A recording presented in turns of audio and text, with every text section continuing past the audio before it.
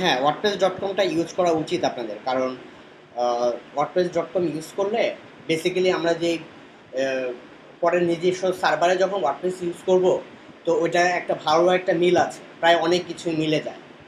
ধরেন wordpress.com যদি যায়,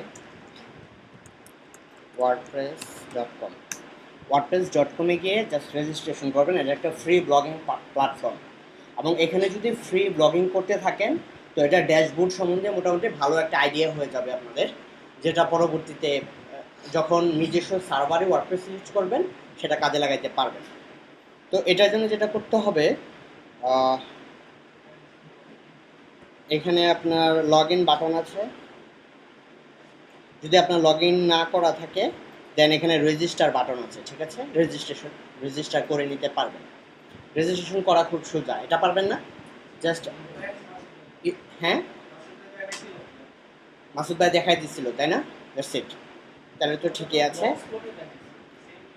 সেম সেম। আচ্ছা, আমি একটা রেজিস্ট্রেশন করে দেখাই তাহলে, যে কীভাবে রেজিস্ট্রেশন করবেন ওয়ার্ডপ্রেসে। এটা খুব ইজি।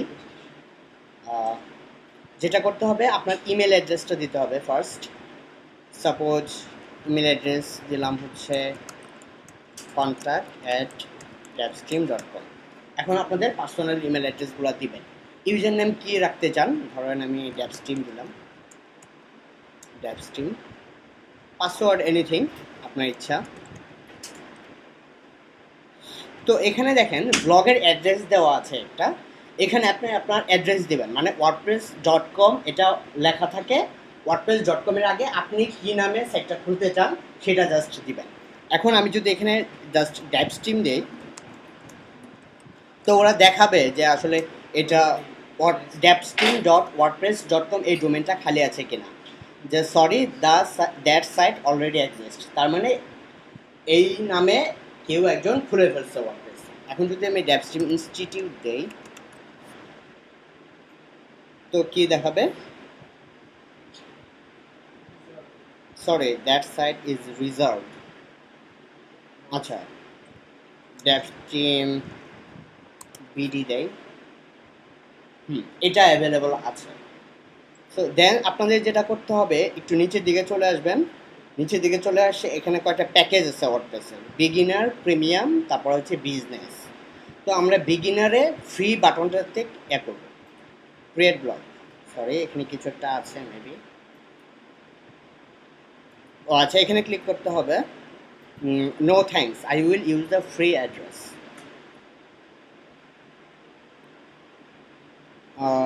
দেন ফ্রি।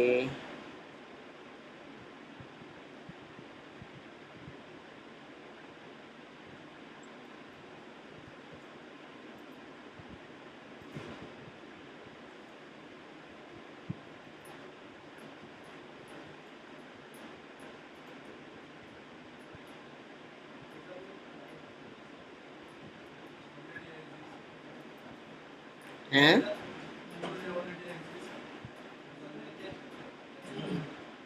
আচ্ছা, user name exist, sorry user name exist. তো ইউজার নেম কি দিলাম আমরা? ড্যাপস্ট্রিম বিডি দেই। Okay, fine. এখন ক্রিয়েট ব্লগ। তো এখানে কিছু করতে হবে না, just no thanks, I will use the free address.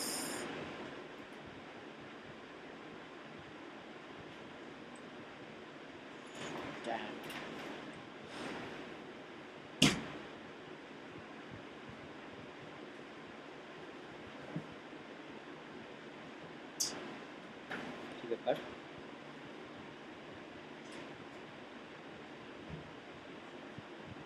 আচ্ছা, এখন মনে হয় ইমেলে একটা কিছু, একটা মেল চলে গেছে, আমরা ইমেলটা চেক করি। হ্যাঁ,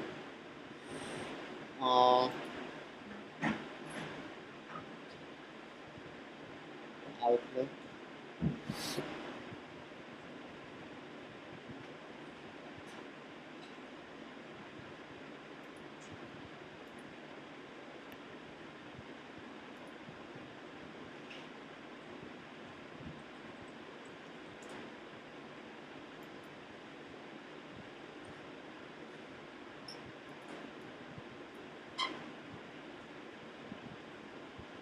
কন্ট্যাক্ট, ইউজার নেম, পাসওয়ার্ড। আচ্ছা, পাসওয়ার্ডটা মনে হয় একটু প্রবলেম আছে, পাসওয়ার্ডটাতে দেই একটু আমি অ্যাড।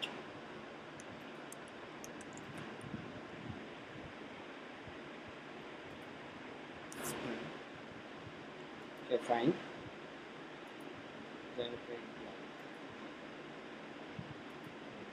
এবার হওয়ার কথা।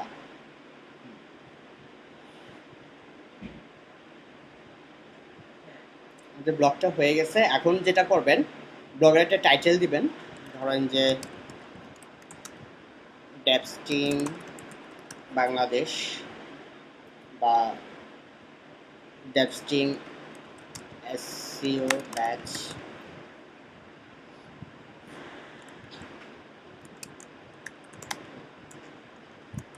Learning SEO.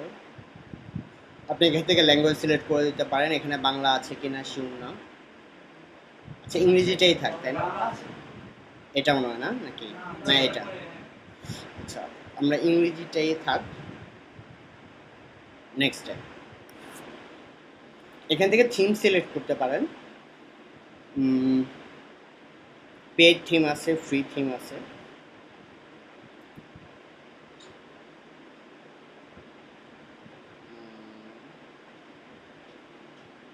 সে যেমন একটা ফ্রি থিম দেয় আপাতত, এটা দেই সার্ভেট। নেক্সট স্টেপ,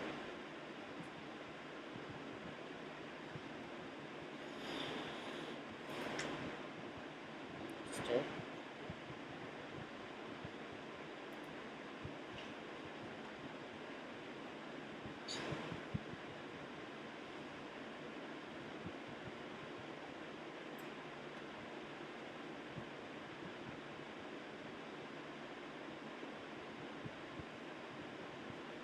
ভাই।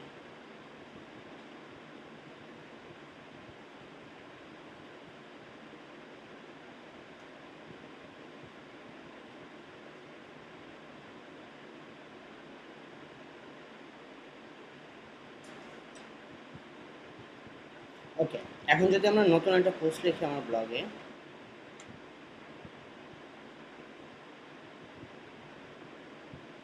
টেক্সট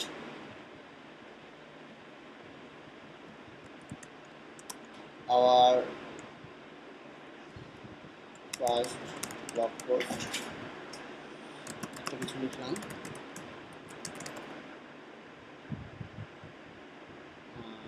preview post,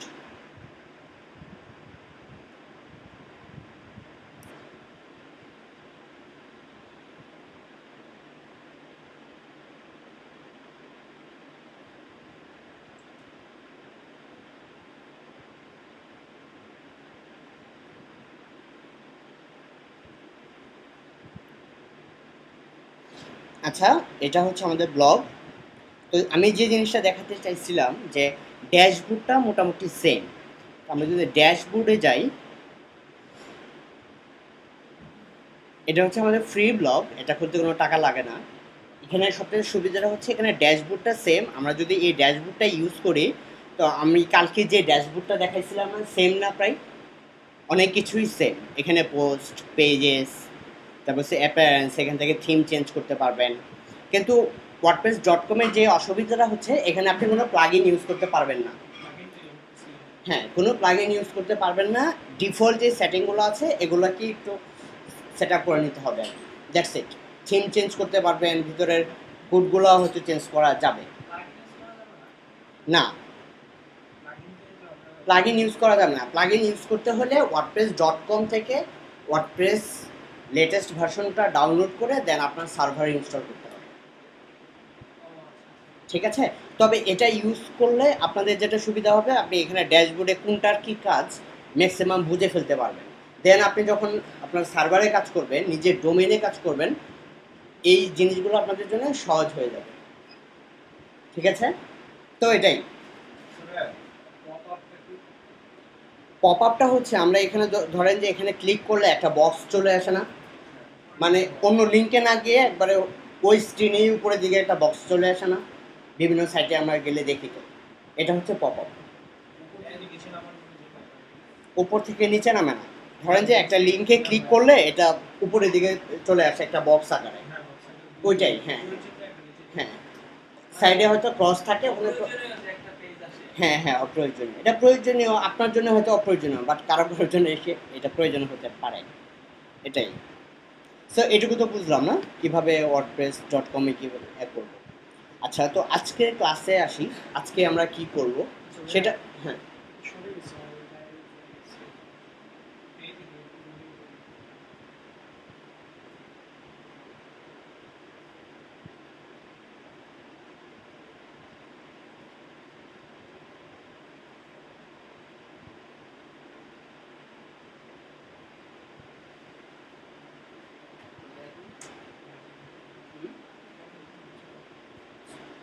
সমস্যা নাই, লাস্টে এইটুকু আসলে কোনো কাজে লাগবে না।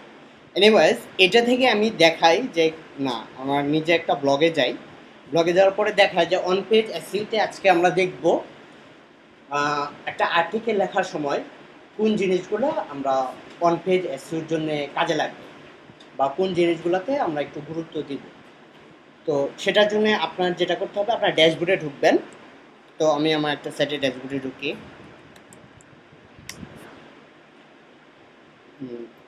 ওকে, এটা হচ্ছে ড্যাশবোর্ড। তো আমরা অন্যান্য সেটিংসগুলো সম্বন্ধে জানলাম কালকে, গতকাল জানছি যে আসলে কিভাবে আপনার এসইউর বিভিন্ন জিনিসগুলো আমরা চেঞ্জ করব, কিভাবে কোডগুলো অ্যাপ্লাই করব, অ্যালেক্সা বা গুগল ওয়েবমাস্টারের কোডগুলো কিভাবে সাইটে প্লেস করে কিভাবে আপনার এটা ভেরিফাই করব। ইভেন এসইউর কোন জিনিসগুলো কিভাবে পারমালিঙ্ক চেঞ্জ করব, তারপরে হচ্ছে আপনার টাইটেলে কি দিব, ডেসক্রিপশনে দিব, ডেসক্রিপশনে কি দিব, কোন ট্যাগগুলো আমরা ইন্ডেক্স করে দিব, কোনগুলো ডি ইন্ডেক্স করে দিব, বা কোনগুলো নো ফলো করে রাখবো, এগুলো দেখছি, তাই না? তো আজকে যেটা করব সেটা হচ্ছে একটা কন্টেন্ট ক্রিয়েট করব আমরা। কন্টেন্ট ক্রিয়েট করার সময় আসলে এসইওর কোন জিনিসগুলো ইম্পর্টেন্ট সেটা আমরা আলোচনা করব। তো কী নিয়ে কন্টেন্ট লেখা যায়, ছোটো একটা কন্টেন্ট লিখবো যেটা আসলে যাতে আপনারা সবাই বুঝেন কী নিয়ে কন্টেন্ট লেখা যায়। আচ্ছা, অন পেজ এসইও। ওকে, তাহলে top 5 on page SEO techniques, right? ঠিক আছে, এখানে আমাদের কিওয়ার্ড যদি অন পেজ এসইও হয়, ঠিক আছে, তো এই অন পেজ এসইওটা এমনভাবে আমরা আমাদের টাইটেলে দিব। ধরেন আমাদের কিওয়ার্ডটা হচ্ছে এখানে অন পেজ এসইও। তো অন পেজ এসইওটা আমরা টাইটেলে রাখবো, তো অবশ্যই এমনভাবে রাখবো যে তার টাইটেলের ফার্স্টের দিকে থাকে। এতে হয় কি, গুগল যখন একটা পেজে আসে তখন একটা টাইটেলের ফার্স্টে কি আসে, মানে যদি কিওয়ার্ড থাকে সেই কিওয়ার্ডের মানে কিওয়ার্ডটা কোথায় আছে সেটা দেখে। তো আরেকটা কথা, যদি আমি এখানে ফার্স্টে দিলাম, অন পেজ এসইও ফার্স্টে দিলাম, ফার্স্টে দেওয়ার পরে এমনভাবে টাইটেলটাকে সাজাতে হবে যাতে মানুষ এটা পড়ে মজা পায়। ধরেন যে সার্চ ইঞ্জিনে ওই রেজাল্টটা চলে আসলো, যেন আপনি যদি শুধু কিওয়ার্ড দিয়ে একটা টাইটেল ভরে রাখলেন, ধরেন যে কিওয়ার্ডটা যদি এরকম হইতো অন পেজ এসইও, তারপরে আপনি দিলেন on page SEO tips, SEO blog, এরকম একটা টাইটেল দিলে কেউ আপনার সাইটে ঢুকবে? এখানে কিন্তু অনেকগুলো কিওয়ার্ড আছে, তাই না? আমাদের এসইও নিয়ে বেশ কয়েকবার মেনশন হয়েছে, তারপর অন পেজ এসইও 2বার চলে আসছে। একটা জিনিস খেয়াল রাখবেন, টাইটেলে একটা কিওয়ার্ড কখনোই যাতে একবারে বেশি রিপিট না হয়, মানে কোনো রিপিট চলবে না। একটা কিওয়ার্ড একবারই দিবেন, সেটা টাইটেলে একবার, এবং টাইটেলটা যাতে দেখতে সুন্দর লাগে, ঠিক আছে? তো আমাদের আগের টাইটেলে ফিরে যায়, আগের টাইটেলটা দেখতে অনেক সুন্দর, আপিলিং, এবং কেউ যদি ওটা সার্চ ইঞ্জিনে দেখে, ফার্স্ট পেজে দেখে, সেটাতে সে ক্লিক করবে। ক্লিক করার কারণ হচ্ছে আরেকটা, টপ 5, বেস্ট 10, টপ 30, তারপর হচ্ছে হাউ টু, এগুলো নিয়ে যেই আর্টিকেল টাইটেলগুলো শুরু হয় এগুলোতে আপনার ক্লিক বেশি পাওয়া যায়, মানে ভিজিটর বেশি পাওয়া যায় এইসব টাইটেলে। তো সবসময় এটা খেয়াল রাখবেন, টাইটেলে টপ 5, টপ 20, তারপর হচ্ছে বেস্ট 20, তারপর হচ্ছে হাউ টু। তো তো এই জিনিসগুলো সবসময় খেয়াল রাখবেন। টাইটেলটা এমনভাবে ডেকোরেট করবেন যাতে আপনার ভিজিটররা সার্চ ইঞ্জিনের রেজাল্ট মানে আপনার সাইটটা পেয়ে দেন ক্লিক করে আপনার সাইটে আসে। যতই আপনার সাইট ফার্স্ট পেজে থাকুক না কেন, যদি আপনার টাইটেলটা সুন্দর না হয় তাহলে কেউ আপনার সাইটে আসবে না। So it's very important. So আমার টাইটেলটা আবার সাজাই, top 5 tips for on page SEO, বা এটা দিতে পারে top 5 techniques, top 5 on page SEO techniques. এটা সাউন্ডস গুড না? ওকে, দেন আরেকটা জিনিস, সেকেন্ড যে স্টেপটা, সেটা হচ্ছে আমরা এখানে ডেসক্রিপশন লিখবো, তাই না? ডেসক্রিপশন লেখার সময় অলওয়েজ খেয়াল রাখবেন আপনি যে কিওয়ার্ডটা টার্গেট করতেছেন সেটা যাতে ডেসক্রিপশনের যে ফার্স্ট প্যারাগ্রাফটা আছে না, ফার্স্ট প্যারাগ্রাফের ফার্স্টের দিকে থাকে। এটা খুবই ইম্পর্টেন্ট একটা জিনিস, অলওয়েজ খেয়াল রাখবেন কিওয়ার্ডটা যাতে ফার্স্ট প্যারাগ্রাফের ফার্স্টের দিকে থাকে। তো আমরা কিওয়ার্ডটা এই আর্টিকেলটাকে কিভাবে সাজাতে পারি? এখানে লিখতে পারি on page SEO is a vital part of doing SEO for website blog. This is said that if one can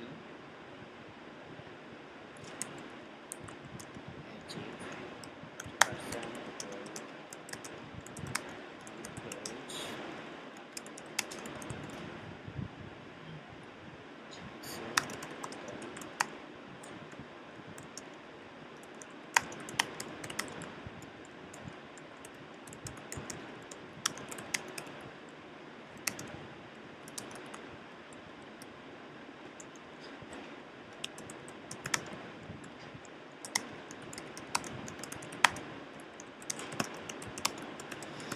আচ্ছা, এটা হচ্ছে একটা সিম্পল একটা ডেসক্রিপশন, ফার্স্ট প্যারাগ্রাফ। তো ফার্স্ট প্যারাগ্রাফে আমি কি বুঝাতে চাইছি যে আমার যে টার্গেট কিওয়ার্ডটা সেটা আমি স্ট্র্যাটেজিক্যালি কিন্তু ফার্স্টের দিকে রাখছি, তাই না? এই ব্যাপারটা বুঝতে পারছেন আপনারা? ভাইয়া আপনি, মানে আমি যা বলতেছি বোঝা যাচ্ছে তো, তাই না? ওকে, তো কিওয়ার্ডটা আমরা ফার্স্ট প্যারাগ্রাফের প্রথম দিকে, হয়তো এখানে না হলেও যাতে এই দিকে, মানে ফার্স্টের দিকে যাতে থাকে। এটা হয় কি, গুগল আইসাই এখানে ল্যান্ড করবে, ল্যান্ড করে যাতে দেখতে পারে যে আপনার, হ্যাঁ ফার্স্ট লাইনের ফার্স্টের দিকে যদি থাকে then it's good. Okay, suppose এটা আমাদের মোটামুটি ইন্ট্রোডাকশন শেষ। Okay, then on page SEO tips 1, on page SEO tips 2, on page SEO tips 3। এই ব্যাপারটা এরকম হতে পারে, এতে কিন্তু কিওয়ার্ডের আপনার কি বলবো এটাকে, প্রমিনেন্সি বলেন, বা কিওয়ার্ডের আপনার ইউজেস টাইমটা বেশি হয়ে যাচ্ছে, তাই না? ইউজেস নাম্বারটা বেশি হয়ে যাচ্ছে, টু লুক স্প্যামি। এই জন্য আমরা যেটা করব সেটা হচ্ছে on page SEO tips given below, তারপর হচ্ছে টিপস 1, টিপস 2, টিপস 3, এভাবে আপনারা সাজাবেন আর এই জিনিসগুলো উঠাই দিবেন। আমি এই জিনিসগুলো লিখছিলাম এই কারণে, অনেকে হয়তো বলতে পারে যে অন পেজ এসইও টিপস যদি আমি প্রতিটা জায়গায় ব্যবহার করি তাহলে তো আমাদের এসইওর জন্য ভালো হবে জিনিসটা, কিন্তু এসইওর জন্য ওইভাবে ইউজ করা কোনো কিছু ভালো হবে না। একটা জিনিস মনে রাখবেন, কখনোই কিওয়ার্ড স্টাফিং করবেন না, কিওয়ার্ডটা বারবার নিয়ে আসবেন না। এটা কিওয়ার্ড ডেনসিটি বেড়ে যাবে, আর গুগল ও যখন এই পেজে আসবে তখন দেখবে যে একই কিওয়ার্ড বারবার, তার মানে ও একজন স্প্যামার। মিনিমাম একটা ডেনসিটি দরকার, সেটা যখন আমরা কন্টেন্টটা লিখবো অটোমেটিকলি একটা নির্দিষ্ট ন্যাচারাল ডেনসিটি চলে আসবে, 2%-এর মতো একটা ডেনসিটি চলে আসে, এবং 2% is enough. 2% density is enough, মানে আপনি যদি 100টা ওয়ার্ড লিখেন সেখানে যদি 2বার আপনার কিওয়ার্ড আসে ইটস এনাফ, 2বারের বেশি যাতে না আসে। যদি 500 ওয়ার্ডের আর্টিকেল লিখেন তাহলে 10 বার আসতে পারে ম্যাক্সিমাম।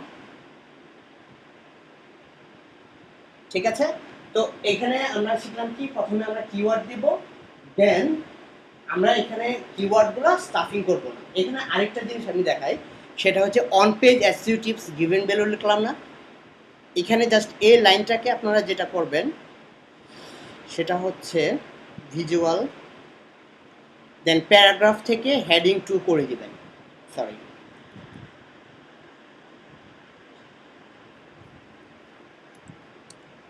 H2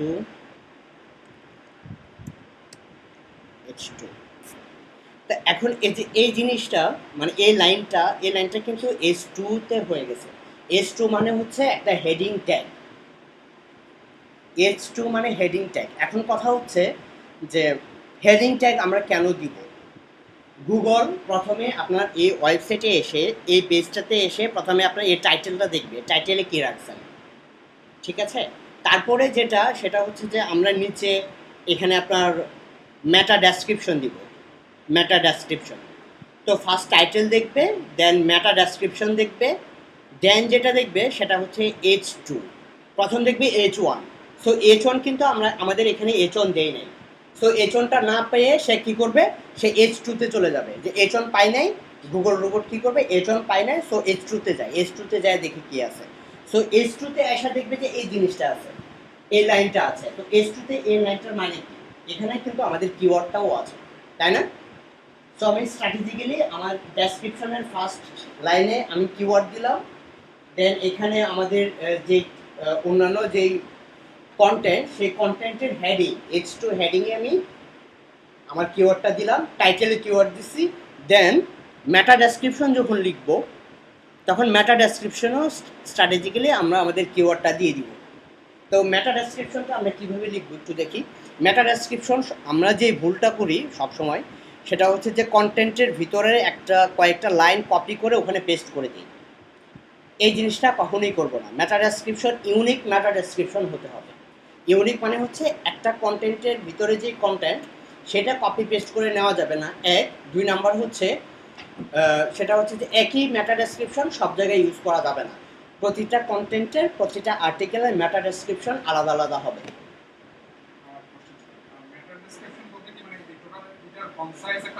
কনসাইজ একটা সামারি, কিন্তু এখানে একটা কথা আছে 160 ক্যারেক্টার্সের ভিতরে হতে হবে। যেমন আমি এটা একটু লিখি, আপনাদের যে একটা প্লাগইন দিলাম না, আমি প্লাগইনের নাম বললাম না, ইউএস্ট এসইউ। ইউএস্ট এসইউতে একটা সুবিধা আছে, সুবিধা হচ্ছে কি, আপনি যখন এখানে লিখতে থাকবেন দেন এখানে দেখাবে যে কত ক্যারেক্টার আপনি লিখছেন। সাপোজ এখানে আমি একটা মেটা ডেসক্রিপশন লিখি যে list of best on page SEO tips for the beginners who want to learn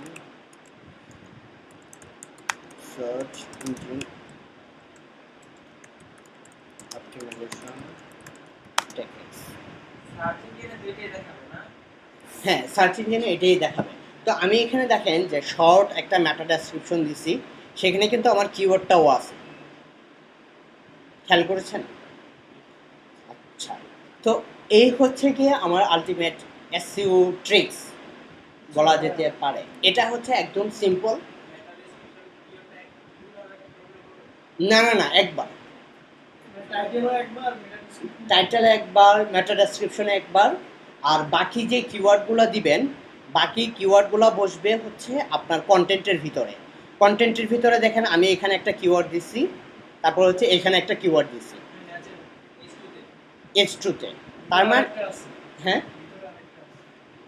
হ্যাঁ ভিতরে আরেকটা আছে, থাকতে পারে। এইভাবে আপনি যখন কন্টেন্ট লিখবেন অটোমেটিকলি কিন্তু, যেহেতু একটা টপিক নিয়ে লিখতেছেন, অটোমেটিকলি কিন্তু সেই কিওয়ার্ডটা এসে যাবে।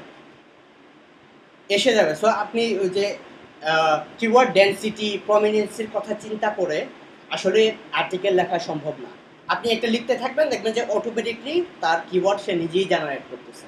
সো এখানে একটা জিনিস আপনি মাথায় রাখবেন, সেটা হচ্ছে আমরা যখন একটা এসইও আর্টিকেল লিখব তার জন্য কতগুলো জিনিস আমরা মনে রাখবো। এক, সেটা হচ্ছে আর্টিকেল টাইটেল। 2 হচ্ছে আর্টিকেল টাইটেল মানে হচ্ছে মেটা টাইটেল, মেটা টাইটেল। তারপরে হচ্ছে আপনার মেটা ডেসক্রিপশন, মেটা ডেসক্রিপশন। 3 নাম্বার হচ্ছে হেডিং ট্যাগ। 4 নাম্বার হচ্ছে keywords in first line of content. তো এই যে এই 4টা জিনিস আপনারা খেয়াল রাখবেন যখন পার্টিকুলার কোনো আর্টিকেল বা কোনো কন্টেন্টকে আপনি অপটিমাইজ করতে চান এসইওতে। এই 4টা খুবই ইম্পর্ট্যান্ট। আর কয়েকটা জিনিস খেয়াল রাখবেন, need to remember while writing a content, SE content বলে এটাকে।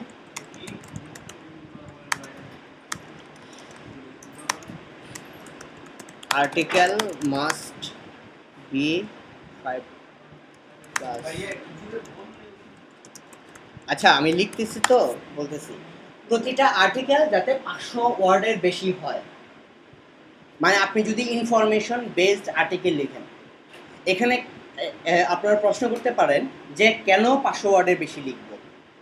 কথা হচ্ছে যে গুগল বা অন্যান্য সার্চ ইঞ্জিনস তারা তাদের একটা নতুন অ্যালগোরিদম হচ্ছে, সেটা হচ্ছে যে থিন কন্টেন্ট পেনাল্টি নামে একটা কথা আছে। আপনি যদি ছোট ছোট আর্টিকেল লিখেন তো আপনি পেনাল্টি খেতে পারেন। এর জন্য যেটা করতে হবে, যত বড় আর্টিকেল লেখা সম্ভব, হ্যাঁ প্যারা করে যত বড় আর্টিকেল সম্ভব, এবং আর্টিকেল যাতে অবশ্যই সবসময় চেষ্টা রাখবেন 400 ওয়ার্ডের হতে পারে। 400 ওয়ার্ডের আপনি 2-3টা আর্টিকেল লিখতে পারেন, কিন্তু অলওয়েজ ট্রাই করবেন যাতে আর্টিকেলের র্যাঙ্ক 500 ওয়ার্ডের বেশি হয়। ঠিক আছে?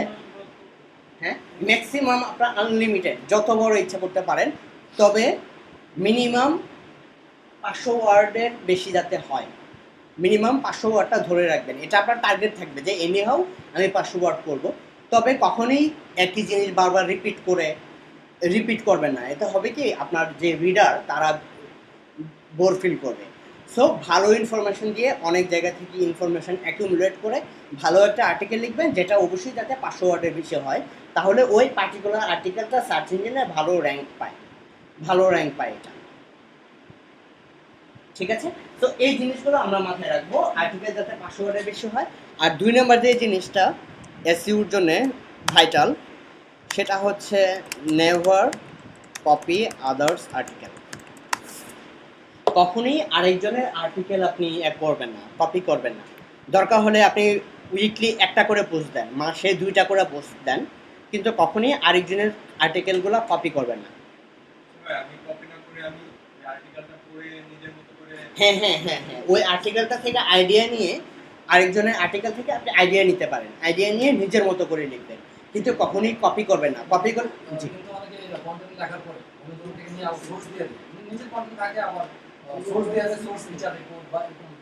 সোর্স দেওয়া হলে কি আপনি লিগালি বেঁচে গেলেন, আপনি হয়তো লিগালি বেঁচে গেলেন, কিন্তু সার্চ ইঞ্জিনে কিন্তু আপনারটা র্যাঙ্ক খুব কম হবে। ঠিক আছে? আমাদের আলটিমেট উদ্দেশ্য কি এসইওতে, যে একটা কন্টেন্টকে র্যাঙ্ক করা, তাই না? হ্যাঁ, র্যাঙ্ক করাতে হলে আপনাকে অবশ্যই ইউনিক কন্টেন্ট লিখতে হবে, ইউনিক আর্টিকেল লিখতে হবে, এবং ওই আর্টিকেলটা কোথাও থেকে কপি করা যাবে না, আপনি অন্য জায়গা থেকে আইডিয়া নেবেন। আচ্ছা, আমার সাইট যদি পেনাল্টি খেয়ে থাকে, এক বছর ধরে আমি সাইট চালাচ্ছি এটা, তো ওটা কন্টেন্ট এখন মনে করেন আমি নিজের মতো করে দিব, আগে আমি কপি করতাম, এখন যদি আমি ঠিক করে করি, এখন যদি ঠিক করে করেন তাহলে দ্যাটস গুড। তবে কথা হচ্ছে যে আপনি যেই কারণে পেনাল্টি খাইছেন সেটা কিন্তু রিজলভ করতে হবে। আপনার যে কন্টেন্টগুলোর কারণে পেনাল্টি খাইছেন সেই কন্টেন্টগুলো সরাই ফেলতে হবে পুরো। ঠিক আছে? আর অলরেডি কিন্তু গুগল অনেকগুলো পেনাল্টি দিচ্ছে, পেনাল্টির মধ্যে কিন্তু ডোমেন নেম পেনাল্টিও আছে। আপনার যদি পুরো ডোমেন নামটাই যদি পেনাল্টি খেয়ে যায়, ওই নাম দিয়ে আপনি কিছুই করতে পারবেন না। ডোমেইন নেম খাইছে মানে হচ্ছে গুগল ওয়েবমাস্টার চেক করবেন, ওয়েবমাস্টার টুলসে ওরা মেসেজ দেয় যে আসলে কী কারণে আপনার সাইটটা ডাউন হচ্ছে বা কী কারণে আপনার সাইটটা পেনাল্টি খেয়েছে। ম্যানুয়াল অ্যাকশন নামে একটা অপশন আছে গুগল ওয়েবমাস্টার টুলসে। আপনার সাইটে যদি পেনাল্টি খায় ওখান থেকে দেখতে পাবেন। এই জন্যই গত ক্লাসে আমি আপনাদের রিকমেন্ড করছিলাম যে যারাই সাইট বানান না কেন, ওয়েবসাইট হোক, ব্লগ হোক, যে কোনো সাইট হোক, অবশ্যই সাইটটা গুগল ওয়েবমাস্টার টুলসের সাথে ইন্টিগ্রেট করে নেবেন। এটা হয় কি, আপনাকে কিন্তু গুগল সরাসরি কোনো মেসেজ দিবে না, মেসেজ দিবে ওয়েবমাস্টার টুলসে। জি,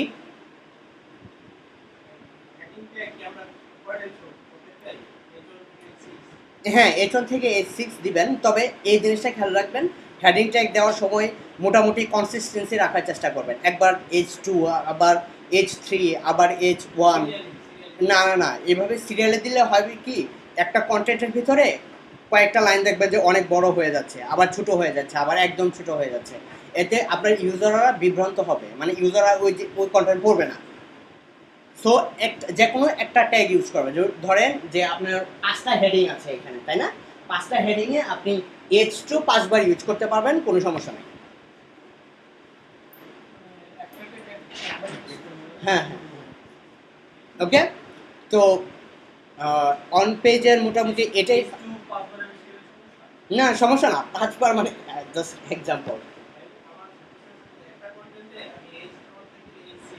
না না না, প্রতিটা দিলে হবে কি, ধরেন আমি আপনাকে দেখাই, লাইভ দেখাই কি হয়। ধরেন যে এখানে টিপস 3, না টিপস 4, টিপস 5, এখন আমি এগুলোর প্রতিটার হেডিং দিই।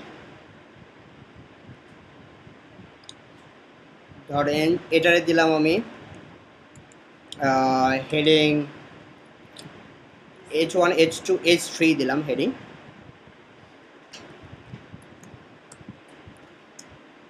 H3, এটা দিলাম H4, এটা দিলাম H5,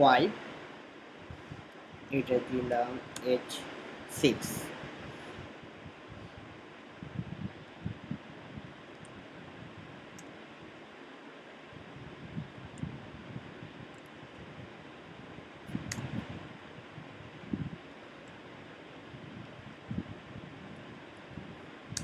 তো এখানে দেখেন হেডিং একটা কন্টেন্টে অনেক বেশি, মানে সব কয়টা হেডিং ইউজ করলে কি হয়। এটা দিলাম হেডিং 1, তাই না? এটা হেডিং 1 দিয়ে আমি দেখাই কি অবস্থা দেখা যায়। হেডিং 1, হ্যাঁ 1, ওকে। এখন যদি আমরা এটা ভিজুয়ালাইজ করি, দেখেন কি অবস্থা, ঠিক আছে? H1টা সবচেয়ে বড়, ঠিক আছে, H2টা তার চেয়ে একটু ছোট, H3টা তার চেয়ে আরেকটু ছোট, H4টা আরও ছোট, তারপর H6টা সবচেয়ে ছোট। সো একটা কন্টেন্টে যদি আপনি এত পরিমাণ হেডিং ইউজ করেন, দেখেন যে একটা অনেক বড় হয়ে গেছে, একটা লেখা ছোট হয়ে গেছে। সো একটা কন্টেন্টে সব কয়টা হেডিং ইউজ করার কোনো দরকার নাই, যে কোনো একটা করবেন। ধরেন যে হেডিং 2 ইউজ করলেন বা হেডিং 3 ইউজ করলেন, তাহলে কন্টেন্টের বা আপনার ওই প্যারাগ্রাফের যে হেডিং, ওই হেডিংটার মধ্যে একটা কনসিস্টেন্সি থাকে, এবং এই কনসিস্টেন্সি রাখা খুবই ইম্পর্টেন্ট। কারণ আপনি তো আপনার জন্য শুধু এসইওর জন্য বা গুগলের জন্য তো আপনি সাইট বানাচ্ছেন না, আপনার সাইটে ভিজিটররা আসবে, তারা পড়বে। সো ভিজিটররা এসে যদি এটা না পড়ে, দেন আপনার সব কিছু কিন্তু বৃথা যাবে, তাই না? যে কোনো একটা হেডিং ইউজ করবেন সব কয়টা জায়গায়।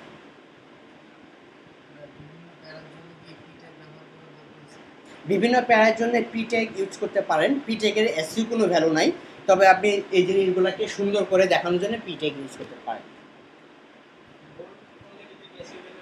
বোল্ড, ইটালিক, তারপরে হচ্ছে আন্ডারলাইন, এগুলো এক সময় এগুলো ছিল, এখন এগুলাকে গুগল আলাদা কোনো স্পেশালাইজ দেয় না, এমফেসাইজ করে না। হ্যাঁ, অনেকে বোল্ড করে দেয়, এগুলাকে এখন আলাদা কোনো ভ্যালু দেওয়া হয় না। ইভেন হঠাৎ করে একটা জিনিস ইটালিক করলেন, একবার কিওয়ার্ডকে ইটালিক করলেন, একবার বোল্ড করলেন, একবার কালার করলেন, একবার আন্ডারলাইন দিলেন, এভাবে হয় কি ইউজাররা এসে ডিস্ট্রাক্টেড হয়ে পড়ে। মানে একটা কন্টেন্টের ভিতরে এত কিছু কেন, কন্টেন্টে যত কিছু প্লেন রাখার চেষ্টা করবেন, ন্যাচারাল মনে হয় না। বোল্ড, ইটালিক, এরকম হুট করে একটা জিনিস আপনি বোল্ড করে দিলেন, জিনিসটা অড লাগে দেখতে। সো এটা কখনো করা যাবে না, ঠিক আছে? হ্যাঁ হ্যাঁ, প্রতিটা কন্টেন্টের জন্য আলাদা আলাদা করে দিবেন। সো অন পেজ এসইও এই পর্যন্তই, মানে বেসিক স্টাফসগুলো এই পর্যন্তই। আমরা তারপরে অ্যাডভান্সের দিকে যাব একটু। এইটুকুর ভিতরে হ্যাঁ কোনটা? লাস্টে তো কিছু বক্স ফাঁকা আছে একটা ডেসক্রিপশন বক্সে ছিলেন আপনি। আচ্ছা আচ্ছা আচ্ছা হ্যাঁ, মেটা ডেসক্রিপশন বক্সে ছিলাম। মেটা ডেসক্রিপশন কিন্তু শেষ। বক্সটা কোথায়? এই যে এটা মেটা ডেসক্রিপশন শেষ।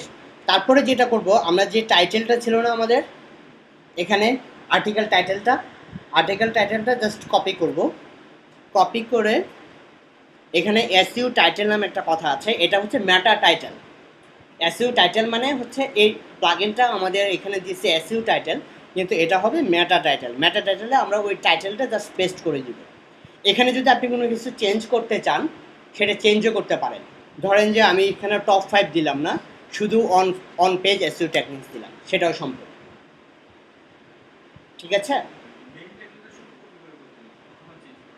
হ্যাঁ চেঞ্জ করা যাবে। এখন কথা হচ্ছে যে কোনটা, এখানে তো আমাদের দুইটা টাইটেল হয়ে গেল আসলে, তাহলে কোনটা কোন জায়গায় শো করবে? একটা হচ্ছে আপনার কন্টেন্টের জায়গায় শো করবে, আরেকটা হচ্ছে ব্রাউজারের এখানে যে আমরা টাইটেল দেখি না, এই টাইটেলে শো করবে। এখন কোনটা কোথায় শো করবে? এটা হচ্ছে কন্টেন্টে শো করবে, আর মেটা টাইটেলটা এখানে শো করবে, রাইট? চেঞ্জ না করলে তো চেঞ্জ করতে পারেন, নাও করতে পারেন, ইটস ওকে। তবে একটা জিনিস সেটা হচ্ছে যে এই ডেসক্রিপশনটা কখনোই কপি করে দিবেন না। এই ডেসক্রিপশনটা নিজের মতো লিখবেন এবং প্রতিটা কন্টেন্টের জন্য আলাদা আলাদা ডেসক্রিপশন হবে। ক্লিয়ার ভাইয়া, বুঝতে পেরেছেন আপনি? জি বলেন। আচ্ছা, ফোকাস কিওয়ার্ডটা এটা ইম্পর্ট্যান্ট না।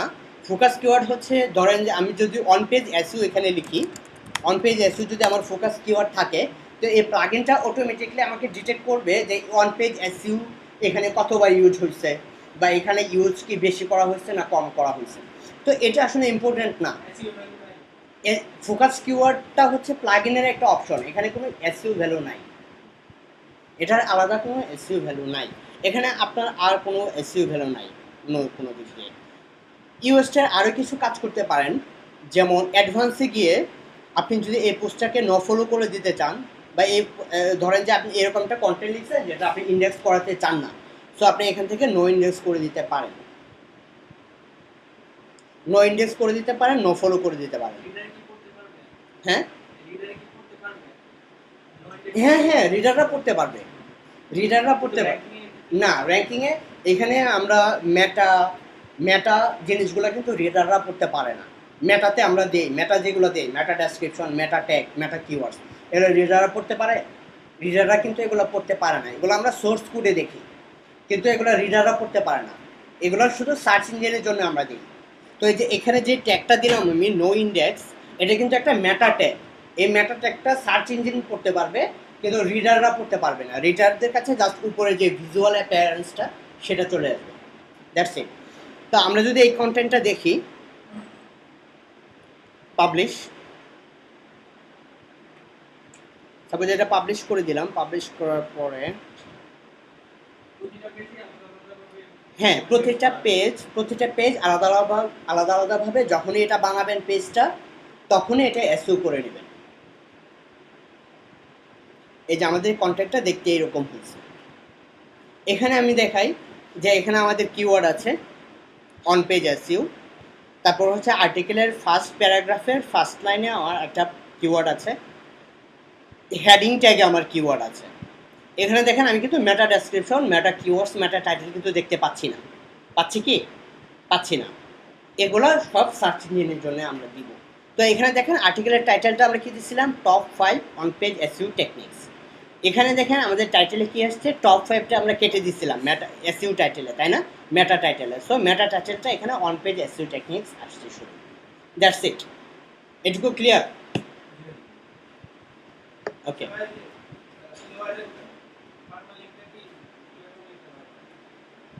কিওয়ার্ডের হ্যাঁ হ্যাঁ, এটা আপনি চেঞ্জ করে দিতে পারেন।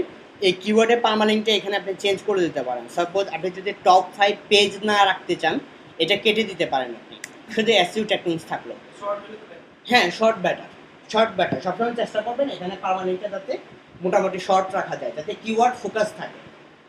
এখানে কিছু আপনার স্টপ কিওয়ার্ড আছে, যেমন এ, ডি, অন, এগুলো হচ্ছে স্টপ কিওয়ার্ড। আমরা সেন্টেন্স মেকিংয়ে এগুলো লাগে, তাই না? ডি লাগে, অন লাগে, অফ লাগে, এ লাগে, কিন্তু এই জিনিসগুলো আমরা আমাদের এই পার্মানেন্স থেকে এখান থেকে কেটে দিব, তাহলে স্টপ কিওয়ার্ডগুলো আর থাকলো না আমাদের পার্মানেন্টে। That's it. এটা কি প্রত্যেকটা কন্টেন্টের সাথে হ্যাঁ, প্রতিটা কন্টেন্টের সাথে ইউজ করবেন, ঠিক আছে? আর এসইও ভ্যালু আছে?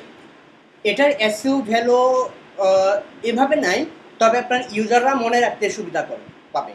সাপোজ আপনি একটা লিঙ্ক দিয়ে দিলেন যে আপনার সাইটের example.com/seo, সো যে কাউকে আপনি বলে দিতে পারবেন, বা আপনার ইউজাররা অন্য একটা ইউজারকে বলে দিতে পারবে যে এরকম example.com একটা সাইট আছে যারা এসইও নিয়ে ভালো লেখে, তো ওদের সাইটের লেটেস্ট একটা আর্টিকেল আসছে, আর্টিকেলের নাম হচ্ছে example.com/seo, এটুকু দিলেই তুমি পাওয়া যাবা। তাহলে ব্যাপারটা অনেক বেশি ইউজার ফ্রেন্ডলি হয়ে গেল না? সো এটার কথা চিন্তা করে আমরা এই পার্মানেন্টটা এইভাবে দিতে পারি।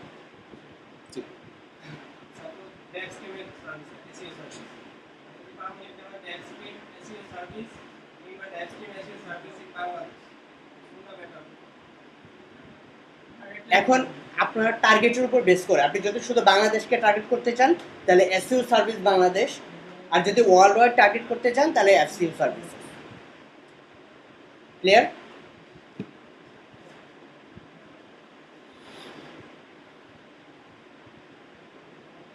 পোস্টগুলো কি সেম হয়? হ্যাঁ পেজ দেখা পোস্টগুলো কি হ্যাঁ, পোস্টগুলোও সেম। ওয়ার্ডপ্রেসে যে পোস্টগুলো এটাও সেম। পেজ আর পোস্টের মধ্যে ক্লাস করা পেজ আর পোস্ট